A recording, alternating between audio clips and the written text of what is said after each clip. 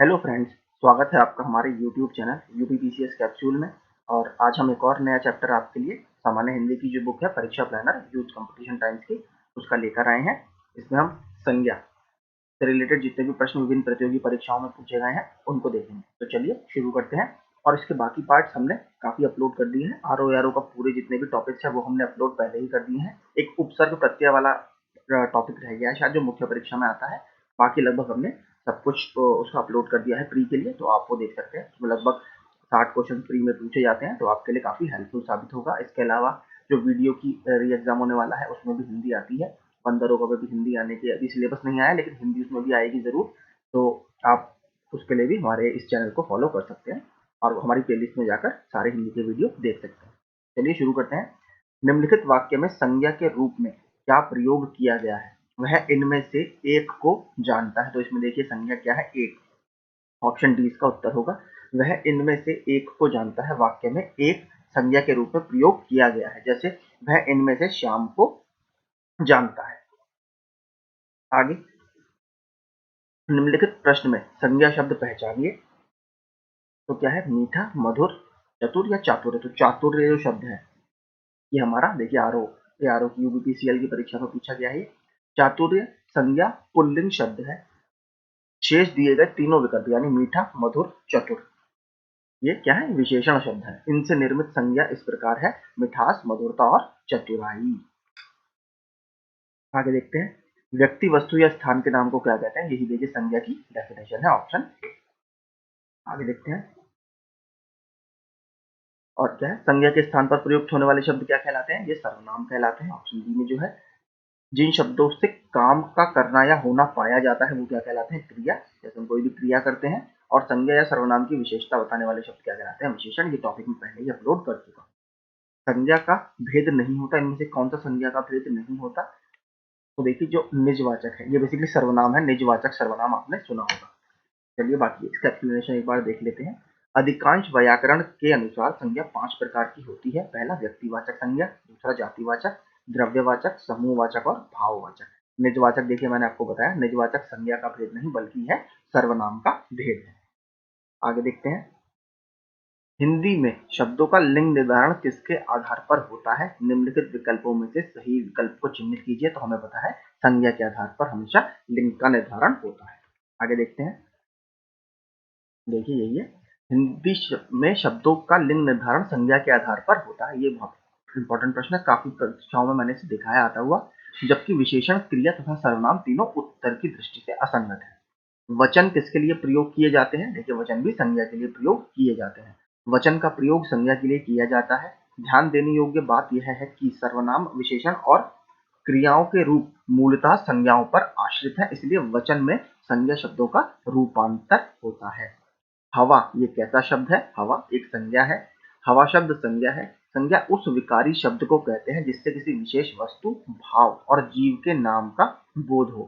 जिस शब्द से काम करना या होना समझा जाए, वही देखिए हमने जो पहले बात करी थी, क्रिया, सर्वनाम और विशेषण। आगे देखते हैं। राम ने कहा कि मैं पढ़ूंगा। वाक्य में मैं पढ़ूंगा ये क्या है? ये संज्ञा का उपवाक्य है। संज्ञा उपवाक्य। टहलना स्वास्थ्य के लिए अच्छा है। वाक्य में टहलना क्या है? इसमें वाक्य में टहलना संज्ञा है। और कौन सी संज्ञा है? क्रियार्थक संज्ञा। वाक्य में टहलना संज्ञा के रूप में प्रयुक्त हुआ है। कोई क्रिया अपने साथ साधारण रूप में क्रिया नहीं है। विधि और काल को जोड़कर उसका प्रयोग प्रायः संज्ञा के समान होता है, अतः ऐसे शब्दों को क्रियार्थक संज्ञा कहा जाता है। ऐसी क्रियार्थक संज्ञा भाववाचक संज्ञा के अंतर्गत आती है। जैसे टहलना स्वास्थ्य के लिए अच्छा है, यहाँ टहलना जो बोल्ड में लिखा है वो क्या है? भाववाचक संज्ञा है, ये उसके अंतर्गत ही आता है। व्युत्पत्ति के आधार पर संज्ञा के कितने भेद होते हैं? तो व्युत्पत्ति के आधार पर संज्ञा जो हमारी 3 प्रकार की होती है। इंपॉर्टेंट प्रश्न है। क्या क्या होते हैं? देखिए, रूढ़ संज्ञा, यौगिक संज्ञा और योग रूढ़ संज्ञा, ये हमारे व्युत्पत्ति के आधार पर संज्ञा के भेद है। संज्ञा के कुल कितने भेद हैं? तो संज्ञा के देखिए नॉर्मल कितने हैं? तो नॉर्मल हमेशा रखेगा 5 भेद हैं संज्ञा के। संज्ञा के कुल 5 भेद हैं। संज्ञा उस विकारी शब्द को कहते हैं जिससे किसी विशेष वस्तु, भाव और जीव के नाम का बोध होता है। तो बाकी हमने ऊपर बात कर ली थी कौन कौन से होते हैं। व्यक्तिवाचक, जातिवाचक, भाववाचक, द्रव्यवाचक और समूहवाचक। अब देखते हैं व्यक्तिवाचक संज्ञा, पहला जो भेद है वो। निम्नलिखित विकल्पों में से किस विकल्प में सभी शब्द व्यक्तिवाचक संज्ञाएं हैं? तो देखिए राम, रामचरितमानस और गंगा, ये तीनों ही व्यक्तिवाचक संज्ञाएं हैं। जिस वह संज्ञा जो किसी वस्तु, व्यक्ति या स्थान का बोध कराती है उसे व्यक्तिवाचक संज्ञा कहते हैं। रामचरितमानस और गंगा व्यक्तिवाचक संज्ञाएं हैं। आगे देखते हैं, रहीम किस तरह की संज्ञा है नीचे दिए गए विकल्पों में से? तो रहीम जो है ये व्यक्तिवाचक संज्ञा है, किसी नाम, ठीक है, व्यक्ति का बोध ये कराता है, तो ये व्यक्तिवाचक संज्ञा है। रहीम शब्द व्यक्तिवाचक संज्ञा है, ठीक है, वही एग्जाम्पल है इसका पूरा।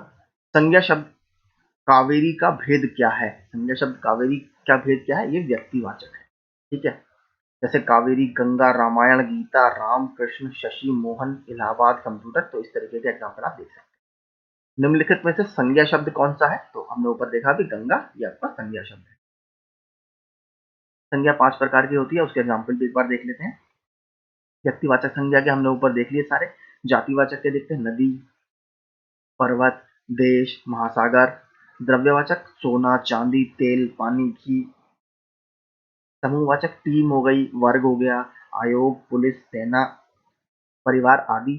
भाववाचक में मिठास, बुढ़ापा, नारित्व, भोलापन, दया इत्यादि।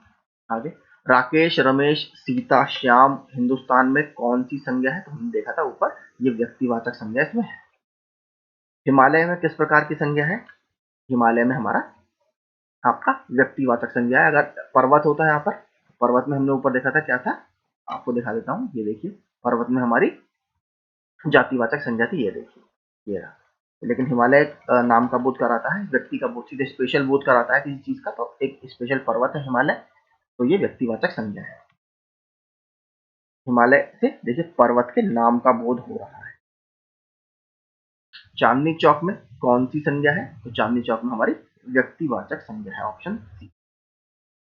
एग्जाम्पल और देख लेते हैं, जयपुर, दिल्ली, रमेश, रामायण आदि। बाकी 5 वेद हम इसके पढ़ चुके हैं।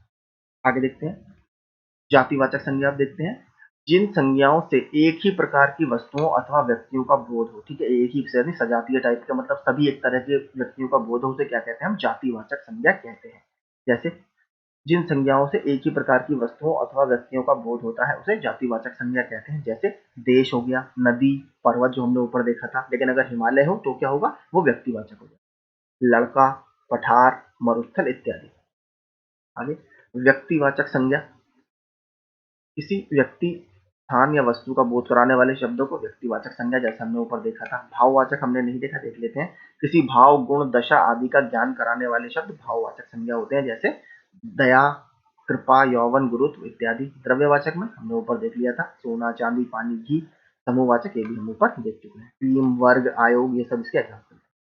समुद्रगुप्त भारत का नेपोलियन था, तो यहाँ नेपोलियन किस प्रकार की संज्ञा का उदाहरण है? यहाँ नेपोलियन जातिवाचक संज्ञा का उदाहरण है। जैसे एक एग्जाम्पल इसका और अच्छा लग रहा है हमें, महात्मा गांधी आज के समय में कृष्ण है। जब कोई शब्द अपने नाम रूप का त्याग कर दे और दूसरे का नाम रूप ग्रहण करे तो वह जातिवाचक संज्ञा कहलाती है। ये भी इसका अच्छा एग्जाम्पल है। तो यहाँ पर समुद्रगुप्त की तुलना किससे? नेपोलियन से। ऐसे ही महात्मा गांधी जी अपने समय में कृष्ण थे। जातिवाचक संज्ञा शब्द है कौन सा? तो इसमें देखिए 2 एग्जाम्पल है, डी और 20 के दोनों सही है, आम और वकील। यहाँ आम और वकील दोनों ही जातिवाचक संज्ञा शब्द हैं। जिस संज्ञा शब्द से उसकी संपूर्ण जाति का बोध हो उसे जातिवाचक संज्ञा कहते हैं। जैसे मनुष्य, नदी, भैंस में वकील, नगर, डॉक्टर आदि। निम्नलिखित वाक्य में रेखांकित शब्द में कौन सी संज्ञा है? चंद्रगुप्त मिलते हैं, ठीक है, इतिहास में कई चंद्रगुप्त मिलते हैं, तो पूरी संपूर्ण जाति का बोध अनेक नाम के लिए प्रयुक्त हुआ है, अनेकों के लिए प्रयुक्त हुआ है, तो जातिवाचक संज्ञा इसमें है। निम्नलिखित में कौन सा शब्द जातिवाचक संज्ञा है? तो देखिए इसमें जो हमारा पर्वत है ये जातिवाचक संज्ञा है, लेकिन हिमालय जब आ जाता है तो वो क्या था? वो व्यक्तिवाचक संज्ञा था। निम्नलिखित में से कौन सी क्या व्यक्तिवाचक संज्ञा नहीं है? कौन सी इसमें व्यक्तिवाचक संज्ञा नहीं है? तो इसमें देखिए जो कौवा है ये व्यक्तिवाचक संज्ञा नहीं बल्कि ये जातिवाचक संज्ञा है। गाय में कौन सी संज्ञा है? तो गाय में जातिवाचक संज्ञा है। पशु चर रहे हैं, इसमें रेखांकित पद क्या है हमारा? जातिवाचक संज्ञा, बी। ठीक है, वन रक्षक, इसी तरीके के प्रश्न मुझे लगता है वन दरोगा में भी ऐसी तरीके का सिलेबस कुछ होगा, तो आप तैयार रहिए इस एग्जाम के लिए, आने वाला है इसका कट ऑफ भी। राज्यपाल में कौन सी संज्ञा है? राज्यपाल में भी जातिवाचक संज्ञा, ऑप्शन बी। गरीबों की सहायता करो, देखिए फिर गरीब समूह आ गया पूरा, तो ये भी एक गरीब जाति का बोध करा रहा है, संपूर्ण गरीब जाति का, तो ये आपका जातिवाचक संज्ञा होगी। मनुष्य, देवता और देवियां और आदमी में कौन सी संज्ञा है? तो इसमें भी जातिवाचक संज्ञा है, ऑप्शन डी। एक समूहवाचक नहीं है, तो इसमें समूहवाचक क्या नहीं है देखते हैं। तो इसमें जो हमारा बेल है, बेल समूहवाचक इसमें नहीं है। हथियार में कौन सी संज्ञा है? ये भी काफी इंपॉर्टेंट है। हथियार देखिए कुछ भी हो सकता है, तो हथियार भी पूरी हथियार जाति समूह का बोध करा रहा है, तो यहाँ पर जातिवाचक संज्ञा होगी। आगे देखते हैं। व्यक्तिवाचक संज्ञा, जिस शब्द से किसी व्यक्ति, वस्तु या स्थान का बोध हो उसे व्यक्तिवाचक संज्ञा कहते हैं। भाववाचक हमने ऊपर देख लिया। लड़का कौन सी संज्ञा है? तो लड़का संपूर्ण जाति का बोध करा रहा है, लड़के जाति का, तो यहाँ पर जातिवाचक संज्ञा होगा। आगे, निम्न में कौन सा शब्द भाववाचक संज्ञा नहीं है? तो इसमें भाववाचक संज्ञा क्या नहीं है? देखिए लता। बाकी ममता भाव होता है, समता होता है, समानता का भाव, कटुता, ठीक है, लेकिन लता जो है ये इसका कोई भाववाचक से मतलब नहीं है। अब देखते हैं भाववाचक संज्ञा। जलेबी में मिठास अधिक है, रेखांकित शब्द का विशेषण बताइए। तो जो मिठास है किसका है? वो मीठे का विशेषण है, ठीक है। और शब्द मिठास क्या होती है? ये भाववाचक संज्ञा आपकी होती है। अचूक विशेषण के साथ उपयुक्त संज्ञा कौन सी है? अचूक, अचूक क्या कहता है? निशाना, अचूक निशाना, ऑप्शन सी। निम्नलिखित में से कौन सा शब्द समूहवाचक नहीं है? तो इसमें से क्या समूहवाचक हमारा नहीं है? जो दौड़ है ये समूहवाचक संज्ञा हमारी नहीं है। आगे देखते हैं। निम्नलिखित प्रश्नों में भाववाचक संज्ञा पहचानिए। तो इसमें से क्या है भाववाचक संज्ञा? बंधुत्व, क्षत्रिय, पुरुष और प्रभु। तो देखिए बंधुत्व जो मतलब भाईचारे का एक तरह से प्रतीक है, तो ये हमारा भाववाचक संज्ञा है। आगे देखते हैं। इनमें से भी भाववाचक संज्ञा पूछिए, प्रश्न इसमें ऊपर मिस हो गया शायद। तो भाववाचक संज्ञा देखिए सुंदर, सौंदर्य, निपुण और आपका निर्बल। तो जो सौंदर्य है ये हमारा भाववाचक संज्ञा है। सुंदर शब्द की भाववाचक संज्ञा क्या होता है? सुंदरता या सौंदर्य होता है। स्वतंत्रता सबको प्यारी होती है, वाक्य में रेखांकित शब्द का संज्ञा भेद कौन सा है? तो इसमें हमें पता है ये भाववाचक संज्ञा है। शूर की भाववाचक संज्ञा क्या है? तो शूर की भाववाचक संज्ञा हमारा शौर्य है, ऑप्शन ए, 40 का ऑप्शन ए। आगे देखते हैं बाकी। शूर का देखिए शौर्य हो गया, पुरुष का पुरुषत्व हो गया, वीर का वीरत्व या वीरता हो गया, निकट का निकटता हो गया। इसकी भाववाचक संज्ञा है।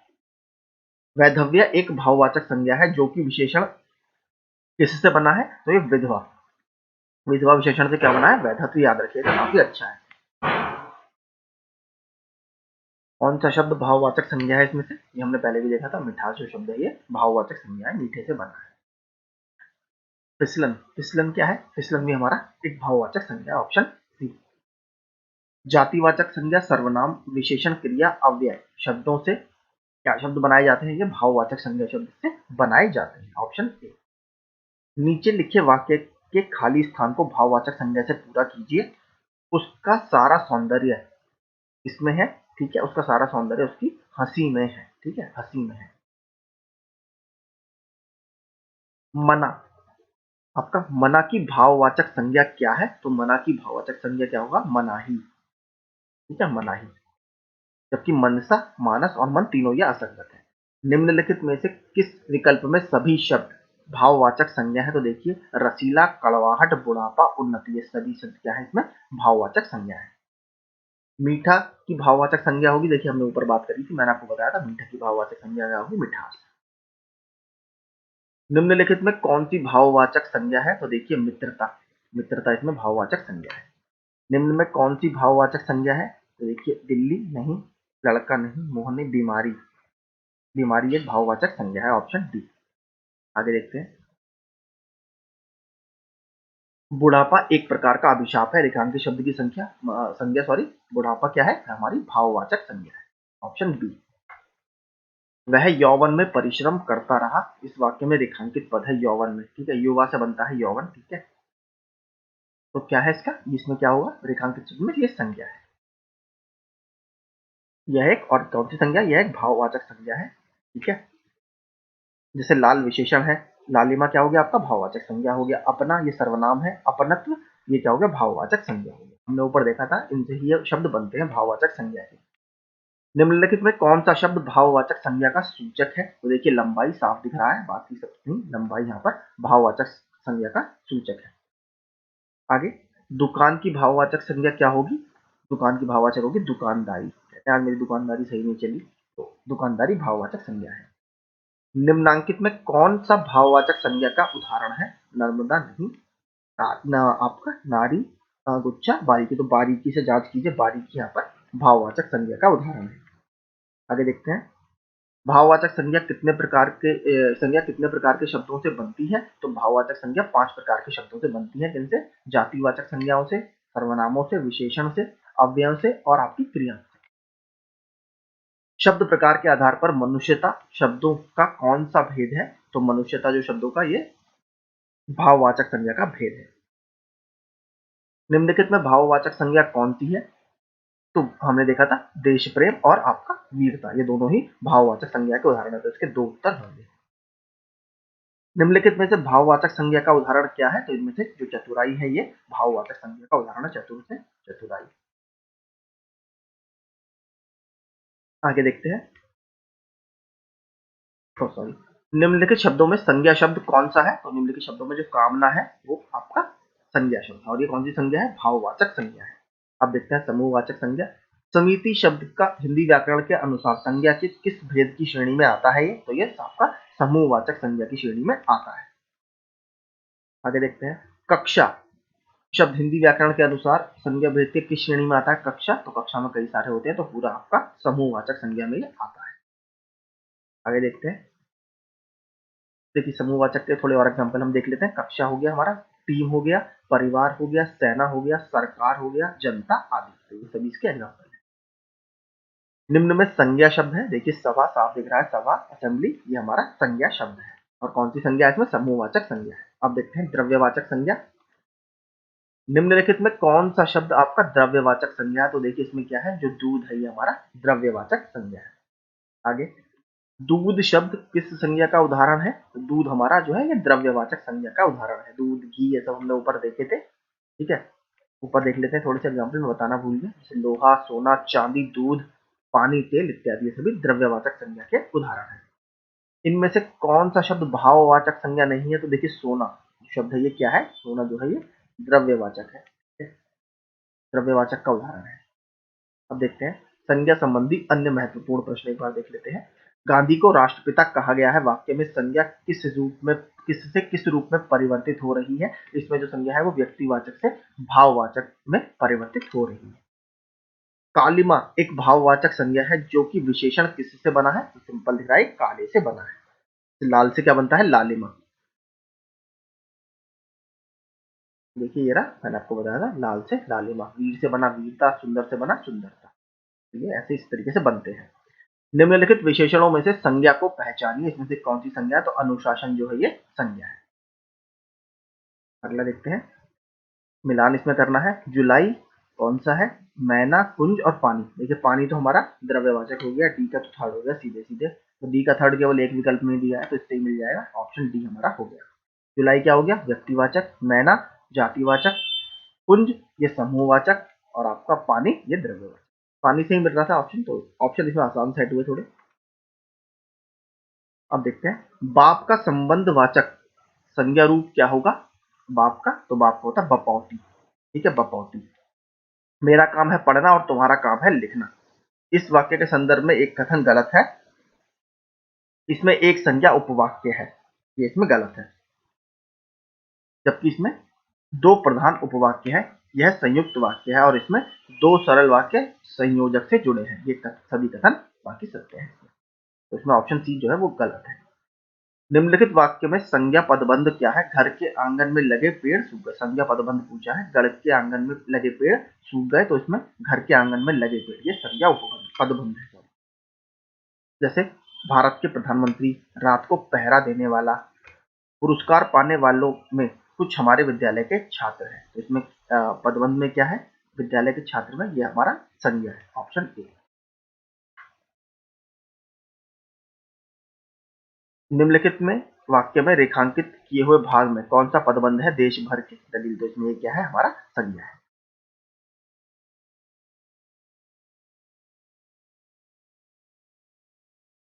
फिर वही पदबंध पूछा है, पड़ोस में रहने वाला व्यक्ति, फिर से देखिए ये क्या है, संज्ञा है। निम्नलिखित वाक्य में संज्ञा पदबंध क्या है, सभी प्रश्नों के उत्तर देने वाले बच्चों को पुरस्कार मिलेगा। तो इसमें देखिए सभी प्रश्नों के उत्तर देने वाले बच्चों, ये जैसा पीछे था वही सेम है। निम्नलिखित वाक्य में क्रियार्थक संज्ञा क्या है, मंत्री जी ठहरने की व्यवस्था कीजिए। तो ठहरने जो है इसमें ये हमारा क्या है, क्रियार्थक संज्ञा है। जैसे टहलना था ऊपर मैंने आपको बताया था क्रियार्थक संज्ञा, ऐसे ही ठहरना है। क्रियार्थक संज्ञा सदा किस रूप में रहती है, क्रिया, ये काफी अच्छा प्रश्न है। देखिए क्रियार्थक संज्ञा हमेशा आपका एक वचन पुल्लिंग में रहती है, ये हमेशा आपको याद रखना है, एक वचन पुल्लिंग में हमेशा क्रियार्थक संज्ञा रहती है। तो देखिए यही हमारे संज्ञा चैप्टर के प्रश्न थे। आई होप आपका रिवीजन इससे काफी अच्छा हुआ होगा, और इसके अभी और पार्ट्स आने वाले हैं, तो ऐसे ही और पार्ट्स देखने के लिए हमारे चैनल को प्लीज आप लाइक शेयर और सब्सक्राइब जरूर कीजिएगा। Thank you so much.